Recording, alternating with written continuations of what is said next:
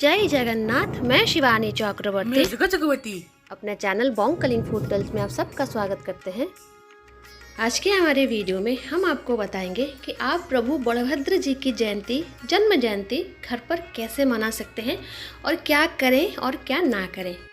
Video में आगे बढ़े इससे पहले हम आपको बता देते हैं कि हमारी जो बिल्डिंग है वहाँ पर काम चल रहा है, तो थोड़ा नॉइज़ अगर बैकग्राउंड में आता है तो उसको इग्नोर करें। तो हमारे बहुत सारे भाई बहन ये जानना चाहते हैं कि प्रभु बलभद्र जी की जन्म नीति घर पर कैसे करें, क्या करना चाहिए, खासकर जगन्नाथ मंदिर में किस तरीके की नीति होती है। अगर हम उसके बारे में थोड़ा जानकारी उनको दे दें तो अच्छा होगा।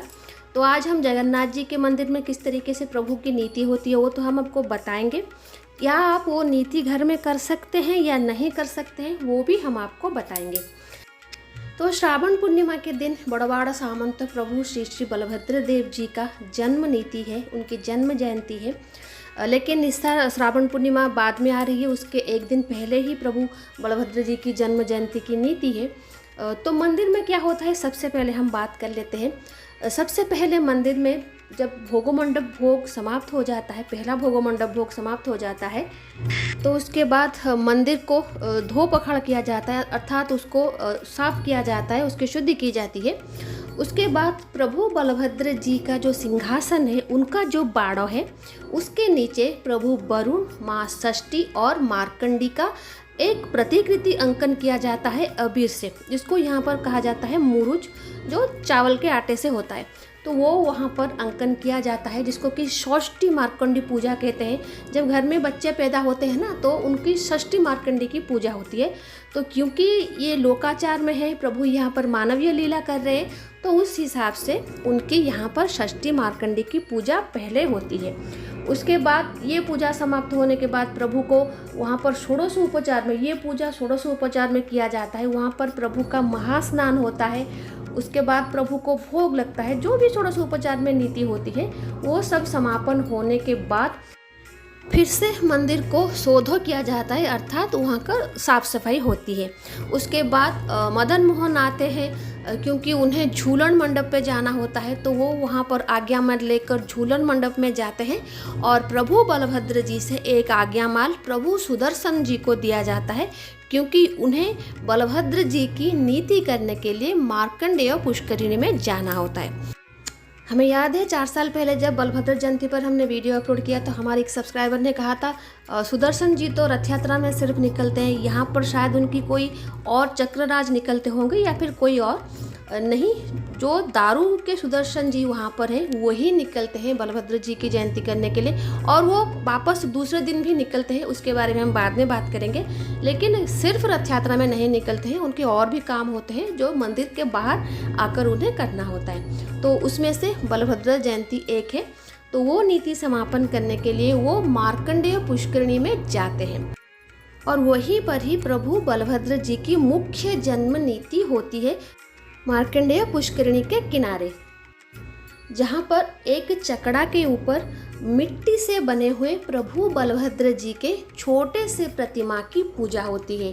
जो कुम्हार सेवायत होते हैं, प्रभु जगन्नाथ जी के जो कुंभकार सेवायत होते हैं, वो मिट्टी लाकर देते हैं। वो चिकटा मिट्टी होता है, चिकटा मिट्टी अर्थात जिसमें मिट्टी के घड़े बर्तन बनाए जाते हैं, वो एक दूसरे क्वालिटी की मिट्टी होती है जो थोड़ा स्टिकी होती है। वो मिट्टी लाकर वो प्रभु को देते हैं, और जो शुद्ध स्वर सेवायत हैं प्रभु जगन्नाथ जी के, वो मूर्ति बनाते हैं। जैसा हमने कहा था कि भगवान जगन्नाथ जी के 119 प्रकार की सेवा है, तो ये सब एक एक प्रकार के सेवा के सेवायत हैं। तो कुंभकार सेवायत मिट्टी देते हैं, शुद्ध स्वर उसमें से प्रभु की ये सुंदर सी प्रतिमा बनाते हैं जो बाल स्वरूप है। उसके बाद जो पूजा पंडा सेवायत हैं वो वहाँ पर प्रभु का जीवन न्यास करते हैं, या फिर उनका जो प्राण प्रतिष्ठा होता है वो करते हैं। और उसके बाद पंचोपचार में प्रभु की पूजा विधि वहाँ पर होती है। वहाँ पर उनकी पूजा की जाती है, उनको उपनयन धारण करवाया जाता है, और जो भी पूजा विधि है वो समाप्त होने के बाद जो मुदिरस्त सेवायत हैं, जो गजपति जी के प्रतिनिधि हैं, क्योंकि ये काम गजपति जी का है, वो प्रथम सेवक हैं, लेकिन उनके अनुपस्थिति में उनके जो प्रतिनिधि हैं मुदिरस्त, वो वहाँ पर प्रभु की कुछ नीतियाँ करती हैं, वंदापना करते हैं, और उसके बाद जो सूखा भोग होता है वो मुदिरस्त प्रदान करते हैं प्रभु बलभद्र जी को, और जो शीतल भोग होता है वो पूजा पंडा सेवायत करते हैं प्रभु बलभद्र जी को। शीतल भोग वो होता है, वो पन्ना होता है, उस पन्ने को भोग लगाने के बाद उस हांडी को तोड़ देते हैं। जिस तरीके से रथ यात्रा में अधर पन्ना होता है उसी तरीके से ये शीतल भोग है। जिस तरीके से अधर पन्ना जिनके लिए था, यहाँ पर भी शीतल भोग उन्हीं के लिए है, इसीलिए उस हांडी को यहाँ पर तोड़ दिया जाता है।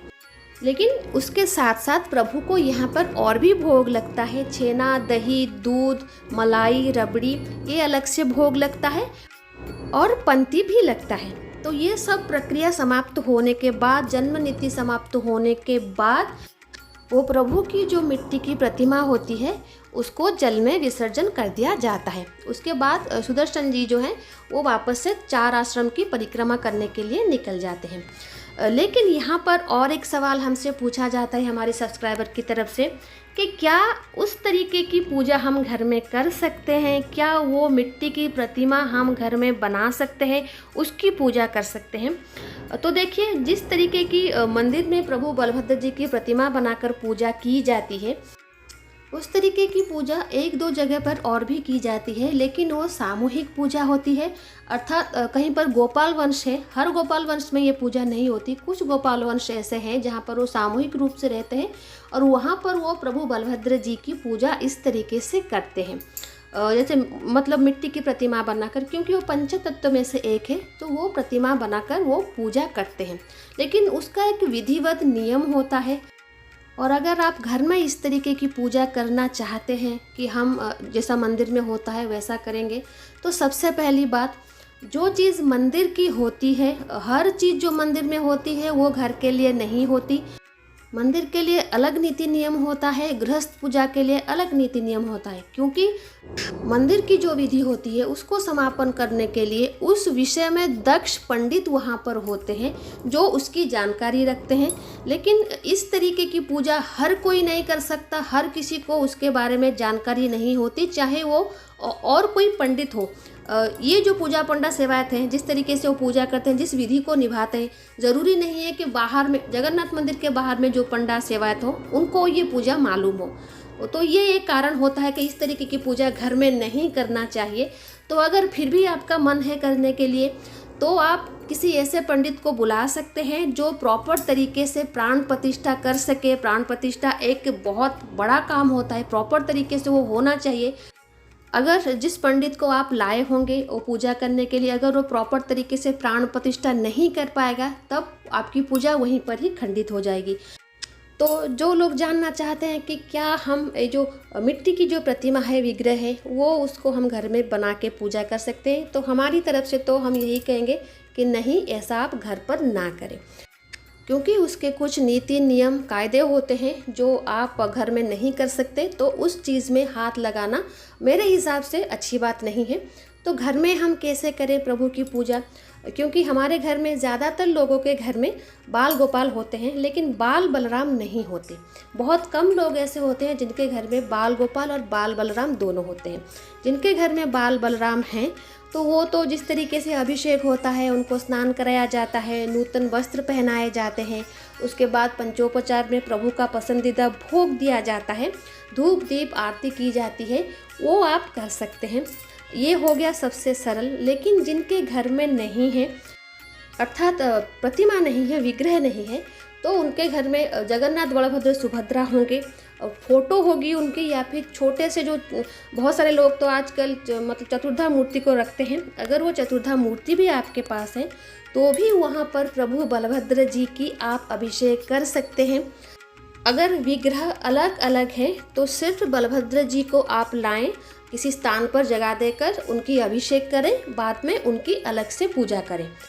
लेकिन अगर विग्रह जुड़े हुए हैं, अर्थात जगन्नाथ जी, प्रभु बलभद्र जी, माँ सुभद्रा सब एक ही जगह पर हैं, तो उन तीनों को आप एक साथ लें और तीनों का ही स्नान कराएं। ऐसा नहीं है कि दोनों को छोड़ के आप सिर्फ बलभद्र जी का स्नान कराएं। अगर बलभद्र जी अलग हैं तो आप उनका अलग स्नान कराएं, लेकिन अगर तीनों एक ही जगह पर हैं, जॉइंटेड हैं, तो आप एक साथ उनका स्नान करवाएं, क्योंकि वो तीनों रूपों में एक ही हैं उसके बाद जो भी पंचोपचार में पूजा होती है, अगर आप षोडशोपचार में पूजा कर सकते हैं, आपको पता है षोडशोपचार पूजा कैसे होती है, तो आप षोडशोपचार में पूजा करें। लेकिन अगर आपको षोडशोपचार पूजा की विधि नहीं मालूम है तो आप पंचोपचार पूजा में करें।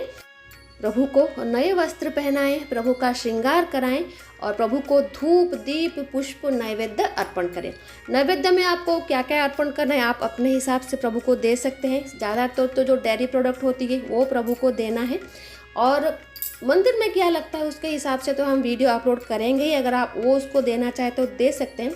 लेकिन बलराम जयंती पर सबसे मुख्य काम जो करना होता है ना, वो गोवंश को खिलाना होता है, उनकी पूजा करनी होती है।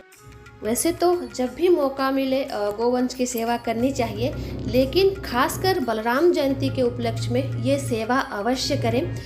उड़ीसा की अगर हम बात करें, हर प्रांत की हम बात नहीं कर रहे हैं, उत्तर उड़ीसा की हम बात करें, क्योंकि दूसरे प्रांत के बारे में हमें इतना जानकारी है नहीं। वहाँ पर बलराम जयंती के दिन जो रक्षाबंधन है, उस दिन जहाँ पर गाय बछड़े रहते हैं गौशाला में, वहाँ पर गौशाला की दीवार में गाय की, बछड़े की छवि अंकन की जाती है और पंचोपचार में उनकी पूजा की जाती है।